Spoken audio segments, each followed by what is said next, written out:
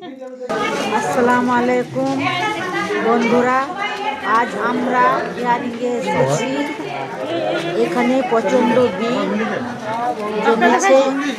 আমি ওই 11টা থেকে লাইনে দাঁড়িয়ে আছি, সবাইকে দেখছি ডকুমেন্টস নিয়ে খুব ছোটাছুটি করছে। দেখি আমার হিয়ারিংয়ে কি হচ্ছে। আমি আবার পরে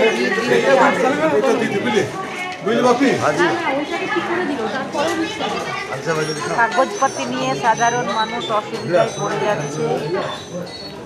নাম, বাবার নাম এক,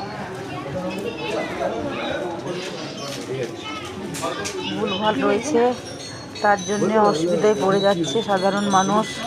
খুবই অসুবিধায় পড়ে যাচ্ছি আমরা। ভিড় প্রচণ্ড জমেছে।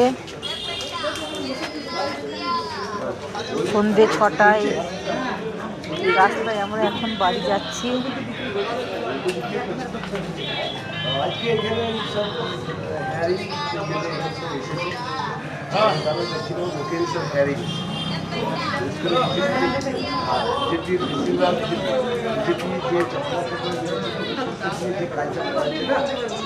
সেটা হচ্ছে যে সেখানে আজকে আমরা ইনস্টাগ্রামে আমরা ভিডিও অফিসে এসেছি সহায়তা করা।